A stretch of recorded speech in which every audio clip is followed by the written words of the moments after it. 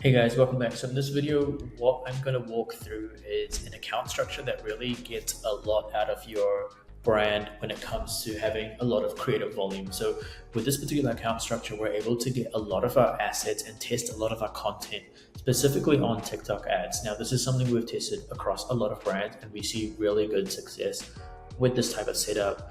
Again, this is all going towards TikTok shops. So we're seeing a lot of incremental dollars, incremental revenue added to a lot of our brands. And this is something we usually recommend with every new brand that we onboard. And it's something I would highly recommend that you try for your own brand. So the initial setup is quite simple. How we want to do it is we have one main campaign, which is essentially your ABO campaign.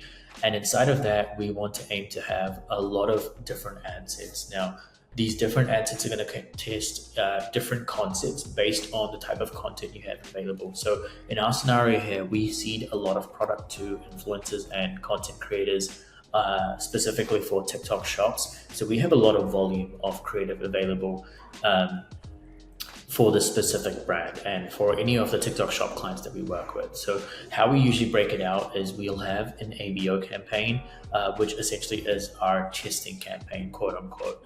And we usually set a high daily budget. So you'll notice here, we usually start closer to $350 in daily budget and a $30 CPA, to $30 bid cap.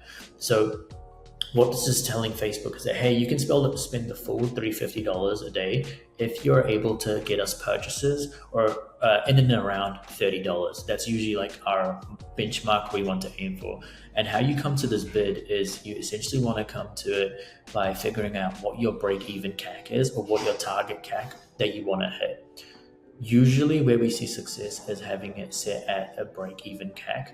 And from there, you'll see Meta or TikTok, you'll see TikTok have a better go at actually reaching that CAC target versus setting something, completely random that, hey, I want a $15 CAC because I want to get a, 5x return on ad spend.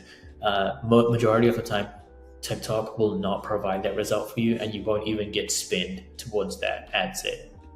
So what I would recommend is set your bid as break even and then set a higher daily budget. Usually somewhere close to 10x where you're able to make sure you get some type of spend and you're not really capped on that spend level.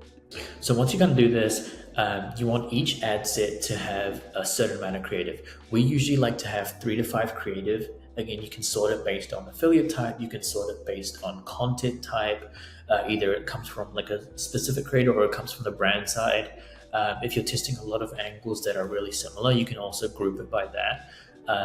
And then you just want to run it straight to your product collection on TikTok shops. Or if it's going to a specific destination that's not shops, then you want to add it going towards that URL, whatever it may be. So really simple structure. You want to make sure you're having one ad set, 3 to 5 ads, and that's kind of grouped by concept or creator. And then you go ahead and add that into multiple different ad sets. Now, one thing we notice is it takes a couple of days for it to get spent. If you're not getting spent, start altering these bids by $2 increments. So you don't see spend in 24 hours, cool, bump it up by $2 to $4. And then wait another 24 hours until you do get some type of delivery.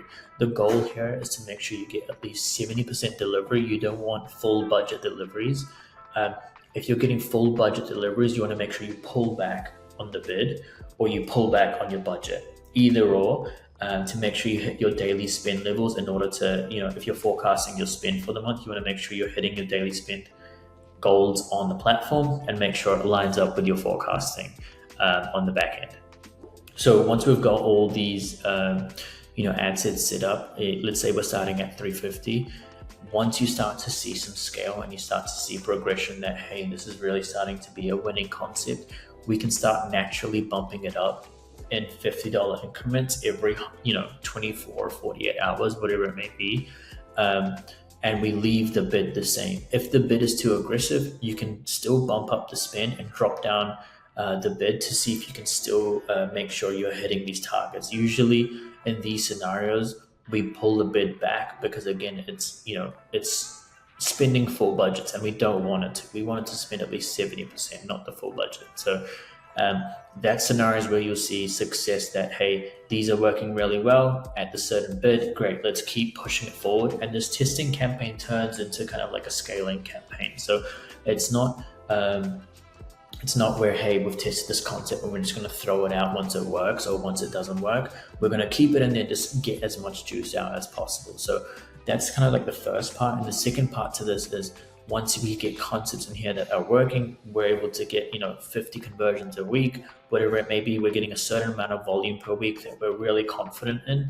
Let's go ahead and create a separate campaign where we have a scaling campaign. Now the scaling campaign is taking it's just one CBO, one ad set, and it's just treated similar to an Advantage Plus on Meta. So we take all our top performing concepts and we add it here, and we see if we can get more volume out of that creative. Now, we don't want the same creative duplicated across a lot of different places. We want it just maybe 2 or 3 places, because TikTok will penalize you if they see the same creative across multiple places, because that just leads to a bad consumer experience.